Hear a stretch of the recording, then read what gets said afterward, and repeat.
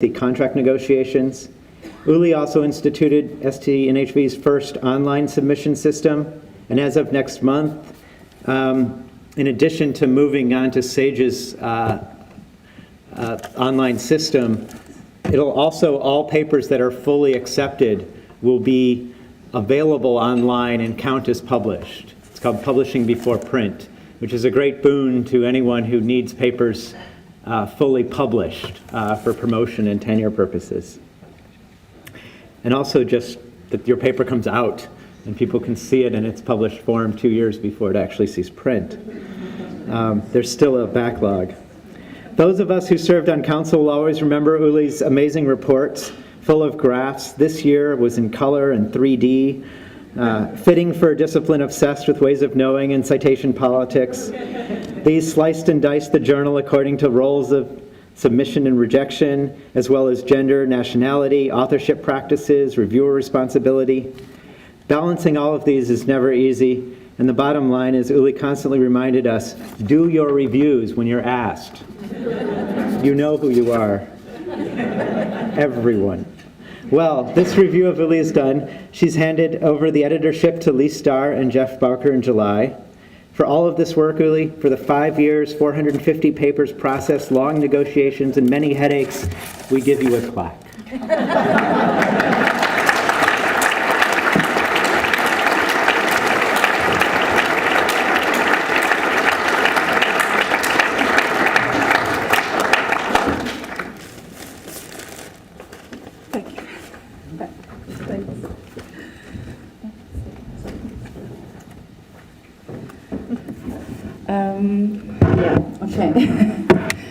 Thank you very much to all of you who have submitted papers, waited patiently, written reviews. I would like particularly to thank our contributing editors who really, they complain sometimes because they always say, I will just get those who are difficult ones. Yeah, that's the job, I said. You took it on, that's your fault. In fact, I'm quite happy to hand it on to Lee and Geoff. I know the journal is in good hands, and I'm quite happy to be able to hand it over in good shape, and I hope it enjoys further on the life the community is growing. That's beautiful always to see, although it was a lot of work. I was sometimes desperate. Wes was always there when I had to moan about people. And the chairs of the publication committee did so too, and so I got a lot of support without which I couldn't have done the work. So I enjoyed, and thank you very much to you also.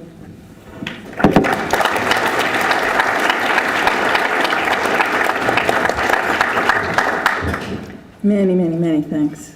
We'll keep on going. A couple of quick announcements about, I guess you could call this births. We have joining us in the community 2 new aspects of STS around the world. One is the birth of the East Asian Science, Technology and Society Journal, based in Taiwan and co-edited by editorial boards in Taiwan, Japan, South Korea, and OEA. OEA is outside East Asia. Intel has the practice of talking about the America and the technologized West, and then ROW, which is the rest of the world. I don't think it's in that spirit exactly. I'm very happy to welcome that journal to our community, and it will be published in English with abstracts in these other languages as well, and I think is a wonderful chance to make more bridges and exchange more ways of knowing between each other. So I very much welcome you and urge you to go to the web and look at the website and think about contributing. And I won't think of you as a rival in the affections of ST&HV, but rather a collaborator. I also want to mention something I forgot to mention last year, which is the birth of STS Italia, which was born the year before last. It's had its second meeting. The president is Alessandro Mongi, and there will continue to be yearly meetings, I hope. And one result of that is I'm teaching grounded theory in Sardinia in December, which I didn't expect to be doing 5 years ago. It's There's wonderful other kinds of bridges being built there. Now we move on to the most pleasant part of the evening for me, which is the awards section of the banquet. Always just such a pleasure and joy. Our first presentation will be for the Nicholas Mullins Award, which is the award for the best student paper in the field of STS, and that will be presented by Maureen McNeil.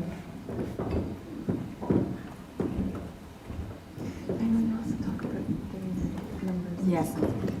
Thank you very much, Lee. It's my pleasure to present this award, which, as most of you will know, is the prize that's given for the best nominated essay or piece of work by, depending on where you're located, a graduate student or a postgraduate student. The designation differs. And it's my pleasure to say that the committee for this award, we had a very difficult time because of the quality of the submission actually deciding on the prize winner. And I think that's not to detract from the achievement of the prize winner, but to indicate and to encourage all of you to make sure that your students and you yourself, if you are a graduate or postgraduate student, do continue to keep that quality of competition going. And appropriately enough, the title of this year's essay was Competition in the Wild, Emerging Figuration of Healthcare Markets.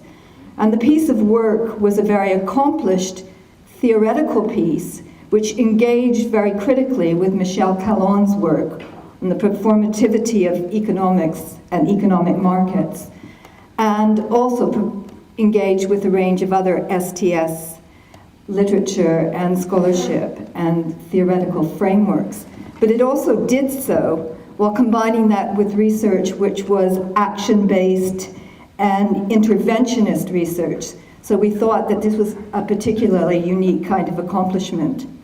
And the winner of the award, and I hope I get this right because I've been practicing all day, is Chun Zuderant Gerak.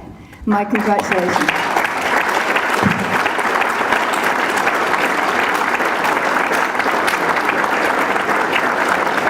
And I should also say that all of you will have the opportunity to read a revised version of this essay because it's going to appear in Social Studies of Science. So, congratulations very much.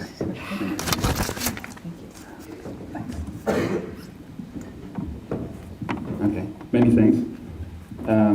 It's a real honor to get this prize from this society, which I consider so very much to be my intellectual home, my academic home. And on behalf of the organizing committee of next year, I just want to express the hope that I see many of you next year in Rotterdam. Looking forward.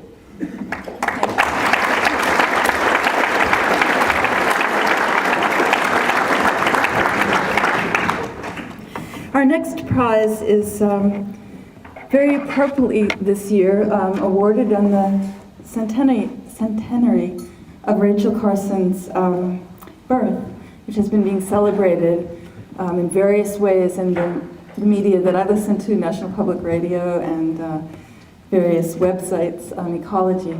I think it's very appropriate that we have this award, and especially so this year, of course. The award will be presented by Sergio Sismondo.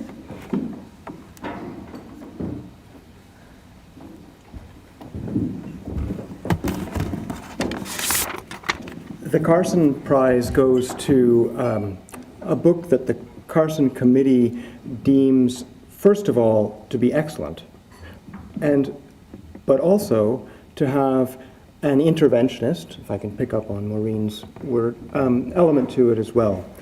On behalf of the Rachel Carson Committee, I'm pleased to award this year's Carson Prize to Karis Thompson for her book, Making Parents, the Ontological Choreography of Reproductive Technologies.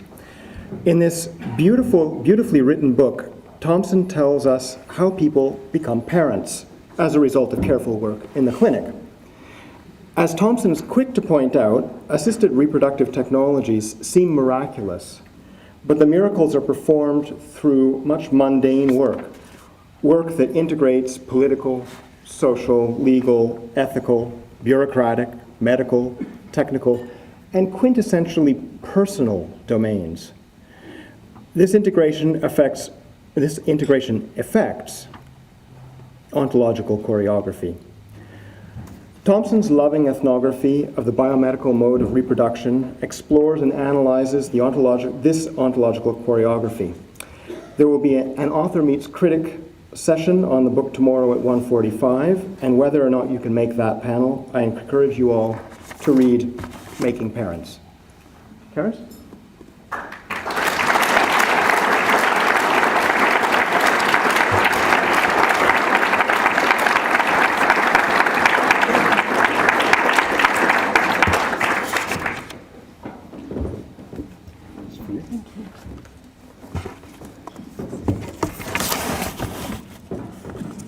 Good evening. I'm feeling very shy, so let me quickly say something. First of all, to thank the committee for reading such a clunky book generously, which you obviously did. I'd also like to, so many people in this room and in this field are amazing interlocutors and examples and so on and so forth. So I want to make sure that I mention the people on my committee and a couple of extra people who might as well be on my committee. Mike Lynch, Adele Clark, Jerry Doppel, Donna Haraway, Steve Shapin, Sheila Jasnoff, Martha Lampland, and Chandra Mukherjee. All the feminist SCS crowd and all my buddies and students. I just wanted to say one quick other thing, and I didn't know I was supposed to have to say anything, so I didn't prepare anything, and I was sitting at my seat thinking, what on earth can I say? I ought to say something that's uplifting. And all that was going through my head was all the miserable things, the low points of doing my various ethnographic work. So first of all, I was thinking about being chased by a hippo in Kenya, or the time when I was assigned to be the person who had to run to the microscope in male infertility surgery and see if any of the sperm was still alive, which was pretty low. But I think the worst time of all of ethnographic moments for me was the first time I ever watched a surgery where they did it's a hysterectomy where they pull the uterus out down through the cervix. And at the point at which they had cut the uterus off from the vagina, the doctor stopped in the middle of the surgery and asked the nurses whether or not it was worth leaving the woman under the knife with any vagina. And it turned out that this conversation was about whether or not she was still likely to have an active sex life, which then turned out to be all about how old she was, her ethnicity, her income level, and a speculation about what her likely need for future sexual activity might be. That was, I think, the moment of absolute lowness in my ethnographic career. I don't know why I said that. Thank you very much.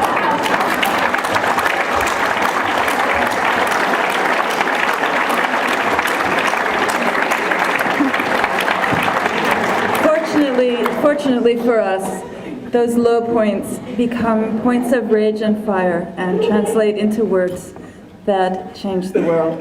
So I thank you for undergoing those things, Karis, and reminding us of those moments that we all have shared.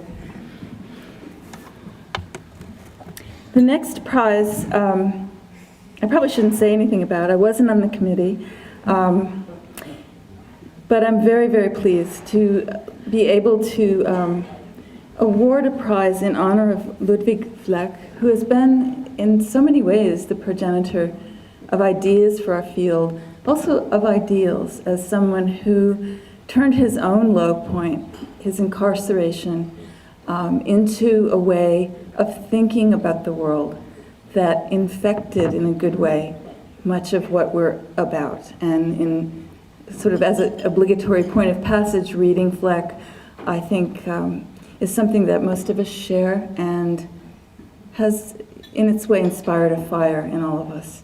The Ludwig Fleck Prize will be presented by Anne Jorgenberg.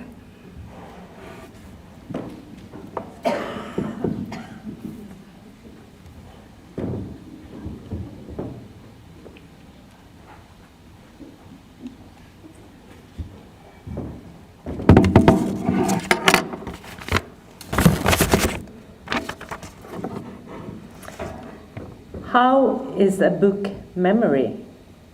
And how is a book prize memory? We may even ask, how is a 4S Banquet memory? To answer these questions, and also to appreciate why they are important questions, we now have Jeff Boker's book, Memory Practices in the Sciences. This book is the winner of the 2007 Ludwig Fleck Prize for the best book in the area of science and technology studies. I read this book as an invitation to explore a myriad of practices in which we participate as knowledge producers, scientific as well as other. Boker explores memory practices in the scientific fields of geology in the 1830s, in cybernetics in the 1960s, and environmental sciences or biodiversity in what we call the new millennium, the 2000s. He writes about the personal as political, about information systems, a wide variety of inscription devices. He writes about religion, about friendship, about books, about databases, about dreams, etc., etc. So many topics and a time span of 200 years. Isn't this a lot? There's a very simple answer to that. Yes, it is a lot. And that's exactly why this book won this year's Fleck Prize. Let me be slightly more specific and point to 3 aspects of the book that made it stand out in the heap of books the prize committee was reading. First, it is the way it presents its various topics, how it is doing memory. In other words, its intriguing methodology or its storytelling practices. Drawing on an abundance of materials, all kinds of sources imaginable, Boker tells the story of how information technologies, new and old information technologies in a very wide sense, contribute to shaping our knowledge of the past, the present, and the future. He raises many questions, and it must be said that it does not exactly answer all of them. But we learn to appreciate this as we dip and weave our way in his book, following him around in ever-widening circles. Secondly, the book is also a valuable contribution to the understanding of science as practice. In SDS, of course, we all know that science is practice. Yet Boker's focus on archives as a spatial dimension, a place of memory practices, and his focus on epochs of memory as a temporal dimension adds a new twist to our understanding. He gives us 2 new sides or concepts to think with, and that is exactly what good books should provide.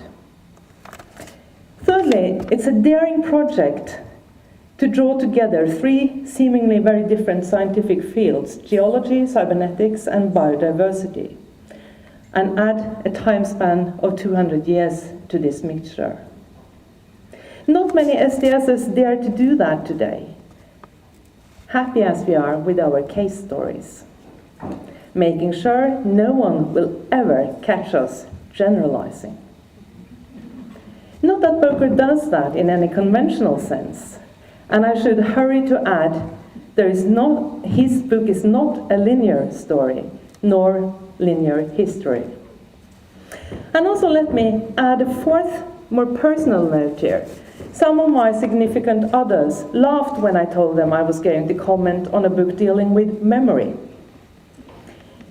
I suspect they would say that would be the least able person to talk about anything that has to do with memory.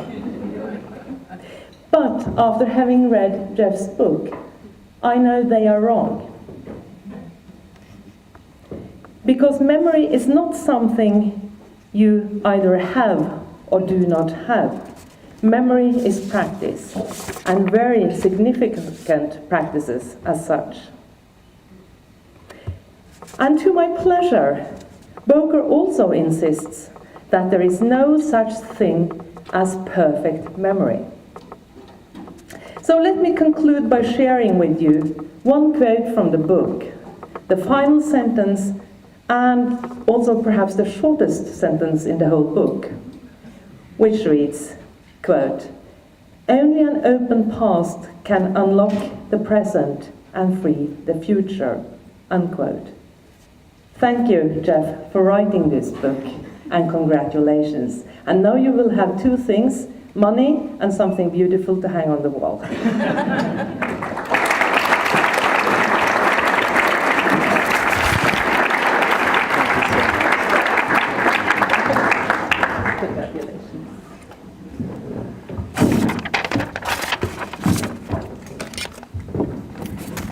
Thank you so much for that generous introduction. I really don't know what to say after that. Je vais commencer en français. Nous sommes dans un Québec pas encore libre. Mais sans mes amis français francophones, je ne serais pas ici ce soir. C'est à cause de mon amitié avec Bruno Latour, avec Michel Serres, que je suis ici. Ce sont leurs problèmes que j'explore avec mon travail.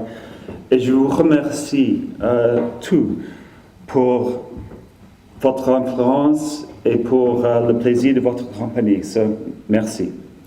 Let me now move into English. And as I move into English, I'm going to go into sales mode. Let me tell you why you should read my book.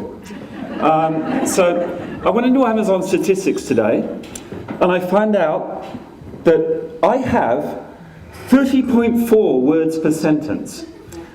This is better than 96% of books out there in the market. Only 4% have more words per sentence. I have 1.8 syllables per word. Now, unfortunately, there's 24% that have more than that. But then I go into the money factor.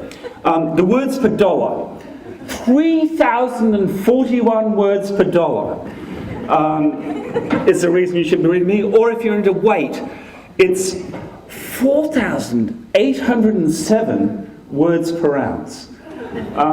So I would really encourage you to read this book, if only for its, if only for that basic value. But let me talk a little bit about what's come up in the Author Meets Critics session today, and what I think is really important. It's a question of footnotes. It's a question of, well, why are we here? Who do we recognise? Who do we remember when we talk? When I first came to 4S, and Lee and I talked about this, and several friends talked about this over the last couple of days, one of the great things about coming to the 4S for the first time is that you see your footnotes, walking, talking, they're there. And it's like, who is that person? And you get a sense of the body. And Ellen Bolker gave us this absolutely marvellous talk, about bodies today. And it's about that body. The footnote is more than about what someone writes. It's how do you see that person? How do you understand them in the world? So I think it's one of the great things today, and one of the pleasures in my own life. And this is one of the, frankly, and I'm not going to burst into tears here, it's the greatest honour, and it's the greatest pleasure I've had in my own life. So thank you one and all, to be recognised by such a wonderful community, people that I love and treasure. That means so much to me. But I felt a little bit like Christopher Isherwood, who wrote I'm a Camera. It's like, hey, I'm a footnote. And it's like, I'm delighted to be a footnote, and I thank you for that. But I also want to go the other way. We had a nice session yesterday about the relationship between information studies and STS. And one of the arguments was really nice in scientometrics, was that instead of looking at the backward flow, the people that we refer back to, let's look at the forward flow and the people that we steal from amongst our students. And I see at a table there sitting together, we've got David Rebus and Maria Podolsky. Without them, I wouldn't be here tonight. Without the students that I've worked with, my work would be nowhere near as rich as it is, and I'm not claiming it's too rich. So, I think that it's that sense of community that we build together, and that we've been able to build together as a community, in this generous community of science studies, that I hope I've been able to reflect in my work. Let me finish because Sal brought this up, so it's his fault, Mary Douglas. And I've been accused of kind of too many references and too much wide reading. But let me say, I was blown away by Mary Douglas's last book, which is called Thinking in Circles. I totally recommend it to you. And let me tell you why. It's a book about the Book of Numbers, about Tristram Shandy, about a number of different kinds of literary text. But what she does is she reads these texts in ways that things that were seen as totally stupid, totally weird, astylistic texts, she reads them as being very rich, very readable, and very, very structured in very, very interesting ways. Now that was the great joy for me in Mary Douglas's work throughout her life. It's that ability to read sensibly, read openly, and read, in a sense, Dorothy Smith's term, read in the sense of listening forth. That's what I've really tried to do in my work, and I really appreciate it. You know, I love it if I've been able to succeed in that. So I recommend that book most highly. I am so honored. I'm so delighted. Hey, I love you all. Thanks.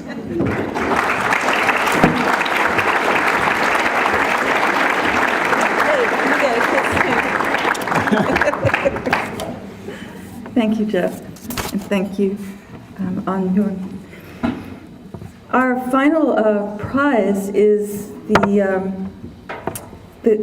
Communist Prize, given in the name of J.D. Bernal. And it's a special honor for me tonight to do one thing, which is to have a student of mine who I am extremely grateful to in the way that Jeff spoke of, for teaching me so much. Someone who's finishing her PhD and is something that I've tried to do a bit in my presidency to make sure that just like the big old people aren't the only ones to speak. And in this case especially to reaffirm the link between feminist scholars across times and spaces and life worlds. So it's my pleasure to introduce Sarah Mralik, who will present the Bernal Prize.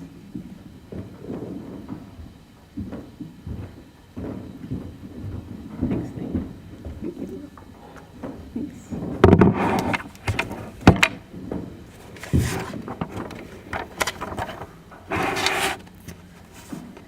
One day I hope to do this like Jeff Bowker, but until then, my head will be down. I'll be looking at this paper. It's an honor to share with you this evening the presentation of the John Desmond Bernal Award to Ruth Schwartz Cohen, whose contributions have been pivotal in shaping critical inquiries across the domains of science, technology, and medicine. She's most widely known for her book, More Work for Mother, The Ironies of Household Technology from the Open Hearth to the Microwave. In this book, she calls attention to the assumption that the invention of new technologies for household work actually reduced the amount of time spent doing household work. Ruth Schwartz Cohen exposes the complex socio-technical relationships that are present in what is often considered a simple domain of simple work. She does this by taking into account household gender roles, the development of particular markets, of labor economies, and the social construction of consumerism. Her thesis, however, is not limited to kitchen work. Ruth Cohen's sociocultural investigation of the development of household technologies also demonstrates how social practices operate in the production of the Darwinian notion of technological development, which is to say that the best technology is the technology that we use naturally. Her challenge to this particular notion of technological progress continues in the work, The Social History of American Technology. Here she puts forward a critical account of the development of material culture at a particular moment in the development of a nation, the United States, within the hands of two ideologically opposed communities, natives and settlers. Carrying her investigation through a historiography of artifacts such as corn, birth control, and rockets, she demonstrates the potency of the past, how ingrained practices and ideologies continue to shape ways of understanding technological development and use. It is not all about technology, though. People matter too. Often social networks, power, and markets tend to overshadow the presence of human beings, of the people.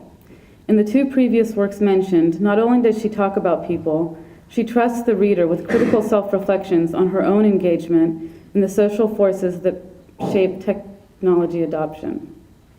And in her book, with Neil Cowan, Our Parents' Lives, The Americanization of Eastern European Jews, she foregrounds Eastern European immigrants and accounts the ways in which their epistemologies permutated during their processes of cultural assimilation and disassimilation. I'd like to take this chance to add a more personal note, which is that the reading that first drew me to the methodological benefits of an STS approach was Ruth Cowan's essay, How the Refrigerator Got Its Hum. In this essay, Ruth Cowan examines the constellation of social, political, and market forces that are behind the story of why we choose to consume electric refrigerators over gas refrigerators. This piece opened up for me the possibility of investigating space exploration from the vantage point of technoscientific knowledge production.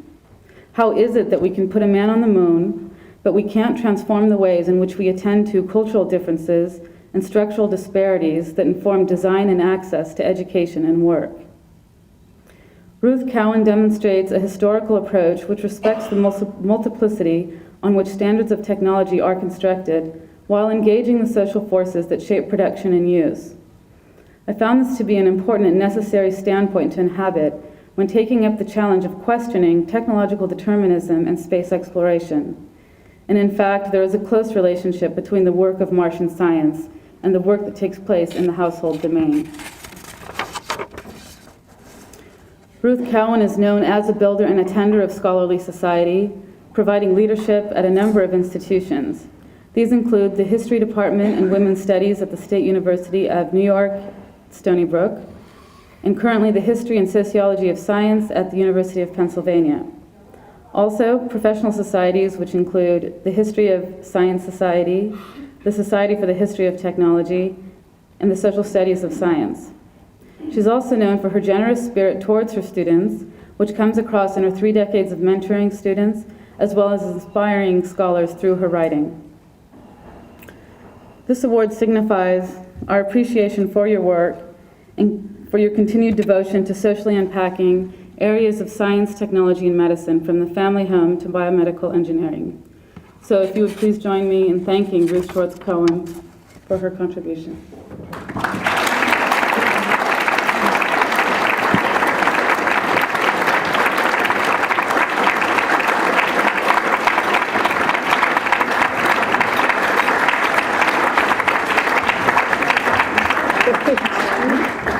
It's all right.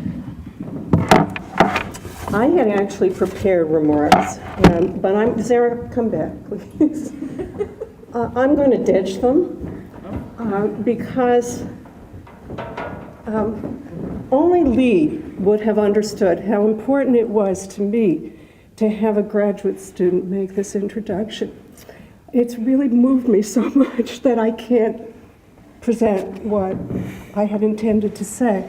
So what I'll say instead is that I hope you will imagine someone standing to my left who's older than I am, if such a thing is possible, and with whom I took my first and only sociology course as an undergraduate, in which I read Bernard Barber's book. The person to my left would be Renee Fox. And just think of the generations of women on this podium. Thank you. Thank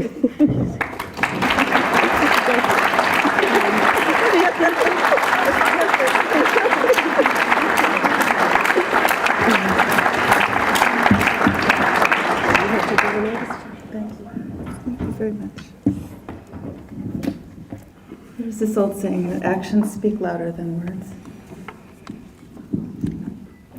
It's now my pleasure, privilege, and relief to introduce the new president of 4S to you, an old friend of mine, Mike Lynch, who I first met some years ago when we were called collectively micro-sociologists. And we're invited to be on many panels together under that rubric. Micro meaning, I think, that they thought that we were looking at little things. And since then, over a long joint journey, I think that we found that little things and big things inhabit some of the same spaces. And we've woven around that in different ways in the society over the years. It's my great pleasure to introduce Mike to you. Wonderful, wonderful person to be president. And I thought about what I should pass on to him. So a gavel, I couldn't do that. A baton, I don't know, it seemed a bit phallic or something. So maybe I'll just welcome you with a hug.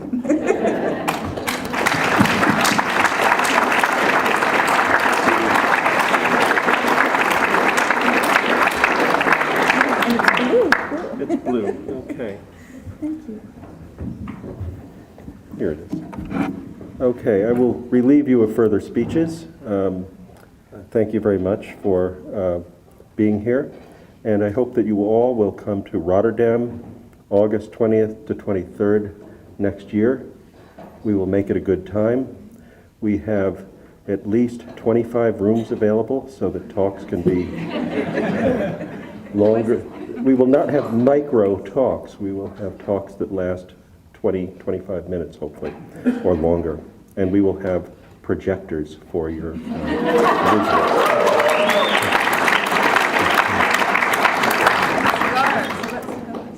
What? Cigars. We've got the cigars. Cigars?